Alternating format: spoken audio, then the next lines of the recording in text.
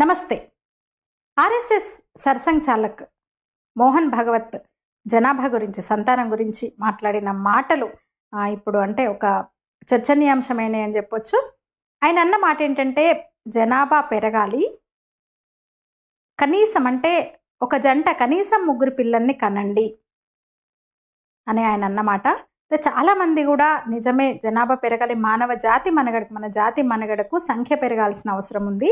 మోహన్ భగవత్ చెప్పిన మాట సరైన మాట అని చాలామంది కన్విన్స్ అవుతుంటే, కొందరు సహజంగానే కోడిగుడ్డు మీద ఈకలు పీకే బ్యాచ్ ఉంటుంది కదా, వాళ్ళందరూ పొలమంటూ ఇష్టం వచ్చినట్టు మాట్లాడుతున్నారు. అసలు ఆయన మాట్లాడిన మాటలు ఏంది, వీళ్ళకి ఏమెక్కిందో అర్థం కావట్లేదు. ఒక ఆయన అంటాడు, మొన్నటి వరకు మమ్మల్ని మీరు ఇష్టం వచ్చినట్టు పిల్లల్ని కంటున్నారని చెప్పిన వ్యక్తి ఇప్పుడు వాళ్ళకి చెప్తున్నారు పిల్లల్ని కనమని అని ఒక ఆయన అంటే, ఆడవాళ్ళు ఏమన్నా కుందేలా ఇష్టం వచ్చినట్టు పిల్లల్ని కండానికని ఒక ఆవిడ, ఇంకో మేధావేమో మతోన్మాద మాటలు ఇవి అంటూ ఒక ఆయన. అసలు ఆయన మాట్లాడింది ఒక గ్లోబల్ ఇష్యూని తీసుకుని ఆయన మాట్లాడారు. ఏమి మోహన్ భగవత్ అనే వ్యక్తి పొద్దుపోక పని పాట లేని వ్యక్తి కాదు, ఆ మాటలు కావు. పాపులేషన్ సైన్స్ చెప్తున్నది ఆయన చెప్పారు. జనాభా అంటే ఫర్టిలిటీ రేట్, జనాభా సంతాన సాఫల్య వృద్ధి రేటు 2.1 2.1 కన్నా తగ్గితే ఆ జాతి మనుగడే ప్రశ్నార్థకం అవుతుందని. అది ఏ జాతి అయినా సరే, హిందువుల, ముస్లింల, భారతీయుల, రష్యన్సా, చైనీసా, జపనీసా కాదు, ఏ జాతి అయినా సరే ఆ స్థాయిలో వృద్ధి రేటులో తేడా వస్తే మనుగడే ప్రశ్నార్థకము, మనుగడనే ఉండదు. అది సైన్స్ చెప్పింది, అదే ఆయన చెప్పారు. ఆ వాస్తవాలు ఇప్పుడు ప్రపంచాన్ని వణికిస్తున్నాయి కూడా, మనందరం చూస్తున్నాం.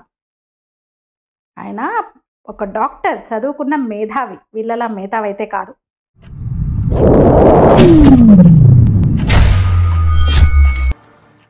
ఇక ఇప్పుడు జనాభా పరంగా చూస్తే భారత్లోని సగటు వయస్సు 28 ఏళ్ళు, అమెరికాలో అది 35గా ఉంది, జర్మనీలో 40గా ఉంది, జపాన్, చైనా, ఫ్రాన్స్, ఈవెన్ రష్యాలో కూడా ఇంచుమించు ఇంతే, అంటే 40కి అటు ఇటుగా ఉంది. అంటే ఆయా దేశాలతో పోలిస్తే భారత్ యువతతో ఉరకలెత్తుతుంది.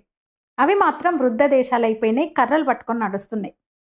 20-30 ఏళ్ల క్రితం ఈ విపత్తును వాళ్ళు ఊహించి ఉండరు. మరొక 3-4 దశాబ్దాలు అంటే 30-40 ఏళ్ళు పోతే మన పరిస్థితి కూడా అలాగే తయారవుతుందని మోహన్ భగవత్ అప్రమత్తం చేస్తున్నారు.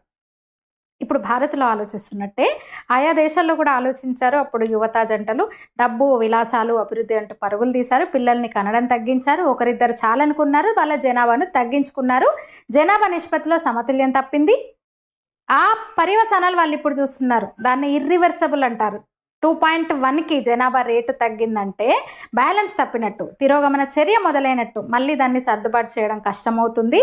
దీంతో ఆయా దేశాలన్నీ కూడా ఇప్పుడు తిప్పలు పడుతున్నాయి. అయితే కొన్ని దేశాలు అంటే విపరీతంగా, కొన్ని దేశాల్లో అంటే ప్రమేయం లేకుండానే కొన్ని దేశాలు అనుభవిస్తున్న పరిస్థితి, కొంతమంది ఇష్టం వచ్చినట్టు జనాభాను పెంచుకుంటూ పోవడం వల్ల పక్కనున్న దేశాలు, పొరుగు దేశాలు అనుభవిస్తున్న పరిస్థితి ఉంది. అది మళ్ళీ మనం మాట్లాడుకుందాం.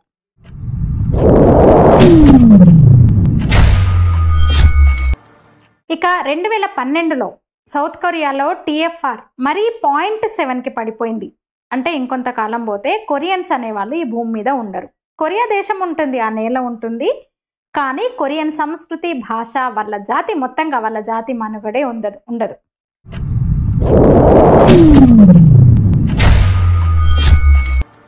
ఇక మోహన్ భగవత్ కాబట్టి మాట్లాడింది, RSS చీఫ్ కాబట్టి ఆయన ఏది మాట్లాడినా రాద్ధాంతం చేయాలి. ఇంకొక ఆయన వచ్చిండు, ఇందాక కొంచెమే చెప్పిన ఆయన గురించి, ఎన్ని రోజులు మమ్మల్ని అన్నారు, కంటున్నారు తెగ పిల్లలంటూ లొల్లి చేసిండ్రు, ఇప్పుడేమో మీ జనాభా పెంచుకోవాలి, కనీసం 3 కనాలని పిలుపునిస్తున్నారు. ఇంకెంత వెటకారమో ఆయన మాటల్లో. మీరు చెప్పినట్టే కంటారు, 15,000 2,000 వాళ్ళ అకౌంట్లోకి వేస్తారా, వాళ్ళని పెంచుతారా అంట. ఓవైసీ సాబ్, ఈ దేశంలో పుక్యానికి బతికే అవకాశం అవసరం కొందరికే ఉంది, అవకాశము కొందరికి మాత్రమే ఉంది, అందరికీ లేదు. పుక్యానికి తిని బతికే అవకాశం భారతదేశంలో హిందువులకైతే సరిగా లేదు, అసలే లేదు. ఎవరి బతుకుదరు వాడు చూసుకోవాల్సిందే. అయినా పందుల ఈ భూమి మీద బతుకుతుంటే మనుషులు బతకలేరా? అసలు ఆయన మాట్లాడింది ఏంది, ఆయన మాట్లాడిన మాటల్లో సత్యం ఎంత, సైన్స్ ఏంటి, అసలు ఆయన మాటల్ని కనీసం వినే ఓపిక కూడా మీకు, పేషెన్స్ కూడా మీకు లేకపోతే, ఆలోచనే లేనంతగా మీ బుర్రల్ని పెంటతో నింపుకున్నట్టున్నారు మీరందరూ కూడా. ఒకటే మాట, మోహన్ భగవత్ కనుక ఆయన ఏది చెప్తే ఏం మాట్లాడితే దానికి ఉల్టా మాట్లాడాలి అంతే. అసలు ఆయన అన్నది ఎక్కడ మతం ఎక్కడ కనబడింది? ఒక ఆయనకు మతమే కనబడింది. హిందూ ముస్లింల లెక్క గురించి కాదు ఆయన చెప్పింది. ప్రపంచమే సంక్షోభం అంచుల్లో ఉంది అన్నారు. అందులో యూటర్న్ తీసుకోవడానికి ఏముంది? యూటర్న్ తీసుకున్నారని ఏదో మాట్లాడుతున్నారు. అవును, హిందువుల సంఖ్య బాగా తగ్గుతుంది, ముస్లింలేమో జనాభా పెంచుకుంటూ పోతున్నారు, అది ప్రమాదకరమని అప్పుడెప్పుడు అన్నారు. అందరూ అనే మాట ఇది, అది సత్యం కదా. ఇప్పుడు ప్రపంచం సంక్షోభం అంచున ఉంది, ఒక్కో జంట కనీసం ముగ్గురిని కనండి అని ఇప్పుడు అన్నారు. అప్పుడు అది కరెక్ట్, ఇప్పుడు ఇది ఈ మాట కరెక్ట్. అందులో ఆయన యూటర్న్ తీసుకోవడానికి ఏముంది మిస్టర్ ఓవైసీ? ఆయన ఆకాశం అంత ఎత్తు, ఉమ్మితే నీ మీదే పడుతుంది, జాగ్రత్త.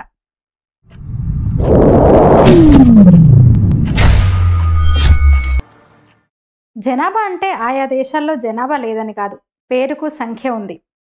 అయితే ఇప్పుడు చెప్పిన ఈ దేశాల్లో పనిచేయలేని వృద్ధుల సంఖ్య ఎక్కువ ఉంది. సీనియర్ సిటిజన్ ఎక్కువ ఉన్నారంటే అది ఆ ప్రాంతానికో, దేశానికో, తెగకో, వర్గానికో, మతానికో డిసడ్వాంటేజ్ అవుతుంది. ఆ పరిస్థితి మనకు, మన భారతీయులకు రావద్దని కదా ఆయన కోరుకుంది. అలాగే విశ్వశాంతిని కాంక్షించే ఆయన మొత్తం మానవజాతి మనుగడ ప్రమాదంలో పడిందని ఆందోళన వ్యక్తం చేస్తూ అలర్ట్ చేసే మాటలు ఇక్కడ వాళ్ళకు కూడా చెప్పబోయారు. కొరియా, జపాన్, అలాగే చైనా ఎంతో ఇబ్బంది పడుతున్నాయి. లైఫ్ స్పాన్ పెరగడం మంచిదే, మరణాల రేటు తగ్గడం మంచిదే. అదే సమయంలో కొత్త జీవనం రావాలి కదా. 70 ఏళ్ళ తర్వాత దేనికి పనికొస్తారు ఎవరైనా సరే? 70 ఏళ్ళు దాటినాయి అంటే నిన్ననే నన్నైనా ఇంట్లో కూర్చోబెట్టాలి, బరువు బాధ్యతలు ఇంకొకరు మోయాలి. అందుకోసం మోసే వాళ్ళ సంఖ్య అదే నిష్పత్తిలో ఉండాలి కదా. మోయించుకునే వాళ్ళు ఎక్కువ ఉండి మోసే వాళ్ళు తక్కువైతే ఏంటి పరిస్థితి? ఇక్కడ వృద్ధులను తక్కువ చేసే ఉద్దేశం అస్సలు కాదు, ఎందుకంటే అందరము ఎప్పుడో ఒకప్పుడు ఆ దశకు చేరుకోవాల్సిందే.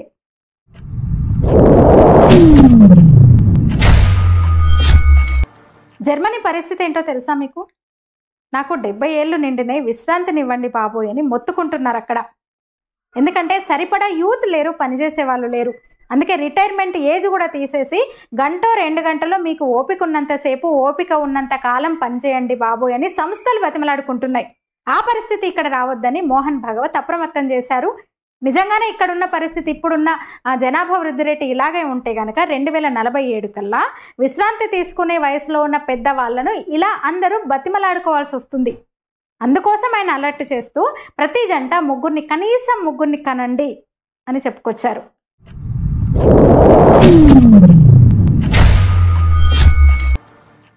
కొన్ని దేశాల పరిస్థితి ఇలా ఉంటే మరికొన్ని దేశాలది విచిత్రమైన పరిస్థితి. ఆఫ్రికా, అలాగే సౌత్ ఈస్ట్ దేశాల్లో, ఇస్లామిక్ కంట్రీస్లో విపరీతమైన జనాభా పెరిగిపోవడం వల్ల ప్రపంచ దేశాలు, కొన్ని దేశాలు ఇబ్బంది పడుతున్న పరిస్థితి. అమెరికా అలాగే కొన్ని యూరప్ కంట్రీస్కి ఇమ్మిగ్రెంట్స్ వెల్లువెత్తుతున్నారు. వలసలతో ఆ దేశాలు, కొన్ని దేశాలు అయితే నిండిపోయిన పరిస్థితి. అలాగే భారత్లో కూడా మనం చూస్తున్నాం కదా, బంగ్లాదేశ్ నుంచి రోహింగ్యాలు ముబ్బడిగా చొరబడుతున్నాయి. సరే, ఆయన మోహన్ భగవత్ భారతీయ హిందువులకే ఈ పిలుపునిచ్చారు అనుకుందాం, అయితే తప్పేంటి? బంగ్లాదేశ్ ఏర్పడే నాటికి అక్కడ హిందువుల జనాభా 30% అయితే ఈ రోజుకు 8% పడిపోయింది. పాకిస్తాన్లో ఇంకా దారుణం. భారత్ సెక్యులర్ కంట్రీగా, డెమోక్రటిక్ కంట్రీగా ఉంటే ఆ దేశాలు ఇస్లామిక్ రిపబ్లిక్లు అయిపోయినాయి. మత ప్రాతిపదికన దేశం 2 ముక్కలైతే అవి ఇంకా మతరాజ్యాలుగా ప్రకటించుకొని మతరాజ్యాలుగా ఉంటే మనం సెక్యులర్ దేశం అని రాసుకున్నాం. అక్కడేమో మన జనాభా, హిందువుల జనాభా పూర్తిగా పడిపోతే ఇక్కడ అదే పరిస్థితి, మన జనాభానే తగ్గుతున్న పరిస్థితి. హిందువుల జనాభాతో హిందువుల జనాభా రీప్లేస్ కావాలి తప్ప వేరొకరితో కాదు కదా. అప్పుడే కదా జాతి మనుగడ, హిందూ జాతి మనుగడ, సంస్కృతి, భాష, ఆచార వ్యవహారాలు నిలబడేది. So clear. ఇంకా ఏంది మీ నొప్పింది అసలు? ఆ మాటలకి అంత రాద్ధాంతం చేయాల్సిన అవసరం ఏముంది? అలాగే అనుకుందాం, హిందువులను ఉద్దేశించి ఆయన పిలుపునిచ్చారు అనుకుందాం.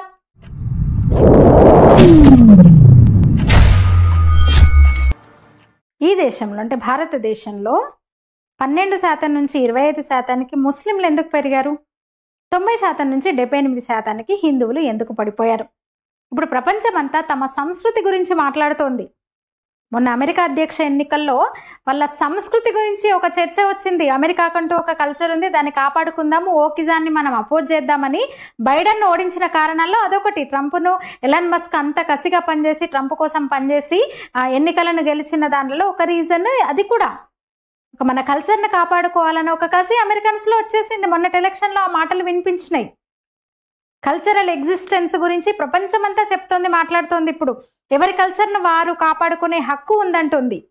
ముస్లింలు వారి కల్చర్ని కాపాడుకోవడానికే కదా మదర్సా లాంటి వాళ్ళని ఇక్కడ ఈ సెక్యులర్ కంట్రీలో వాళ్ళకి కల్పించి ప్రత్యేకంగా వాళ్ళందరికీ ఇచ్చింది. మరి హిందువులకు వద్ద సంస్కృతి పరిరక్షణ, సంస్కృతి రక్షణ. హిందుస్థాన్లోని హిందువులకు అధికారాలు, హక్కులు ఉండవా? అట్లెట్లా? అందులోనూ సనాతన సంస్కృతి, వేద సంస్కృతి, ప్రపంచానికే నాగరికతను బతకడాన్ని నేర్పిన సంస్కృతి మనది. ఇప్పుడు భారతీయ హిందువులు లేదే ఏ ప్రపంచంలో ఏ దేశం కూడా మనుగడ సాగించలేని పరిస్థితి ఇప్పుడు మనది.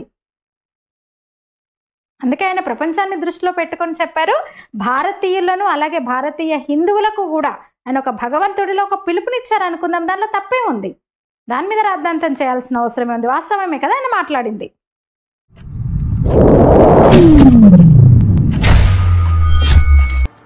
Change of demography is change of democracy. అంటే జనాభా నిష్పత్తి మారితే ప్రజాస్వామ్యం కూడా మారుతుంది.